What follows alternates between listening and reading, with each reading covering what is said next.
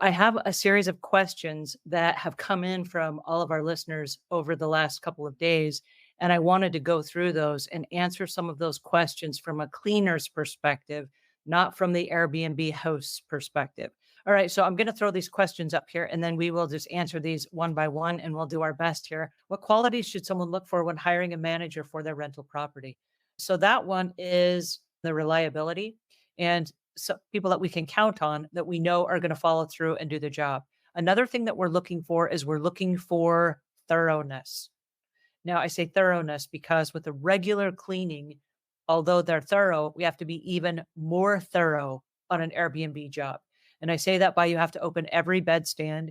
You have to look underneath the beds and clean underneath the beds. You have to open up every cabinet. You have to open up every drawer or dresser, wardrobe, whatever's in there. You have to double check that nobody left any cell phone chargers, clothes, shoes, underwear, socks, trash, whatever, right? People put things in nooks and crannies and then stuff slips out of their bags or their luggage, and you have to be able to find that. So before every single job, we have to do a 360 of the entire property, outside and inside, and check for damages. And then we also want to make sure that it's a person that's going to be really, really thorough. And so, again, this comes from ratings and reviews and training. And I say training because if you are a host and 5 stars is your goal, one of the things we want to make sure of is that you have a list and that is the list that you're working from. So even though I have a list that I use for regular house cleaning, the house cleaning is going to be slightly different if it's a B&B and we're not cleaning the whole property. We're just cleaning a bed and a small kitchenette. Or if we're cleaning a bed, a bathroom, and maybe a living area. And so the cleaning is going to be a little bit different for the Airbnb because some of the tasks will be rotated from a regular, I'm going to say biweekly clean. On a biweekly clean, yes, we're cleaning the bathrooms and the kitchen and the living room and all that stuff. But on an Airbnb clean, while it's more like a deep clean, it's only going to be a smaller part of the property. And unless it's the whole entire property and it's a vacation rental. And if that's the case and you're cleaning it on a regular basis, it's still not going to be a deep cleaning every time. The main areas will be a deep cleaning every time. But if you have the property turns, let's say every 4 days, you're not going to need to dust the ceiling fans every 4 days. You might need to dust them every 2 weeks or every month or even 2 months, depending on the area and the usage of the property. So there are certain things you don't have to do every single time. And if you check with a flashlight on all of your 360 walkarounds of the property, that will give you a really good feel for what needs to be clean at each individual clean. But you're going to want to make sure that with your Airbnb host or your Airbnb property manager and also your cleaner, that everyone is on the same page. You don't want the property manager to have certain expectations. Then they hire a cleaner and the cleaner has their own way of doing things and it doesn't match your standard of excellence. So we want to make sure of that. Okay, so challenges. What are some common challenges that hosts face when they manage their own properties without assistance? I love this question because for all of the entertaining that we've done over the years and all the Airbnb hosts that we've worked with, we get a lot of the same common concerns over and over and over again. And that is that the host cannot take vacation and they cannot go anywhere because they are managing the property in case there's a last minute booking, in case there's somebody that comes in case somebody's checking out early and they got to flip that property for the next sale. So they feel tethered to their property, number one. Number two, if you're cleaning your own property, there's a whole window of time that you can't do anything except get your property ready, which is one of the reasons we encourage Airbnb owners to outsource the cleaning and the managing of their property. You can do it if that's all you're doing and if you're doing that as a job.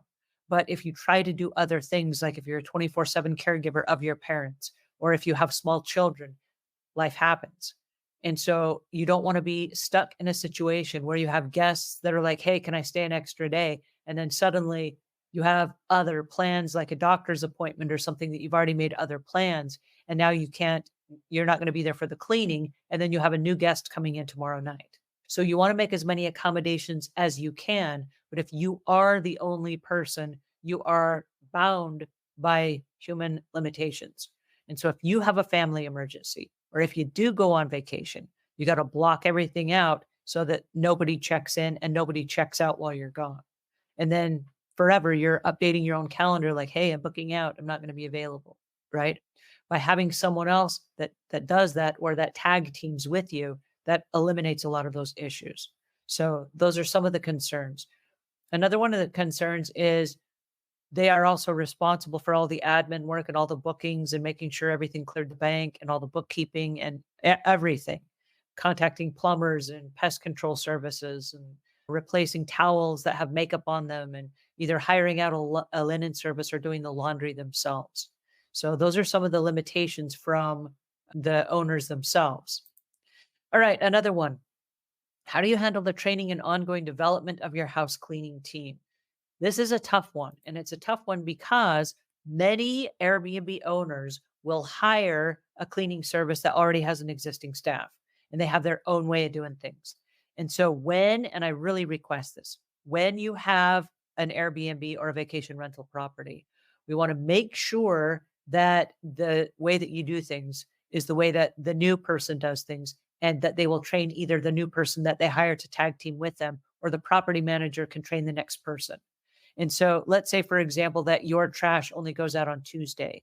You want to make sure that the trash is out on the curb or outside or wherever it's picked up on Tuesday, regardless of who's cleaning the property that day. Those are little things like that that would be advantageous for them to know.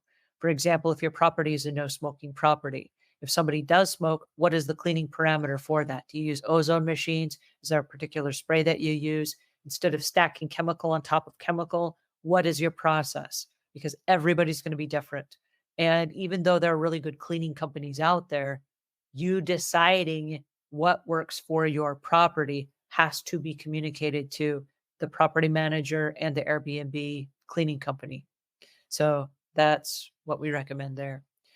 If you guys have any other questions that come up, leave them in the links below and I will respond to them just as soon as I possibly can, because I want to make sure you guys do get your questions answered. All right. Until then, have a great week and I'll talk to you guys soon. Take care.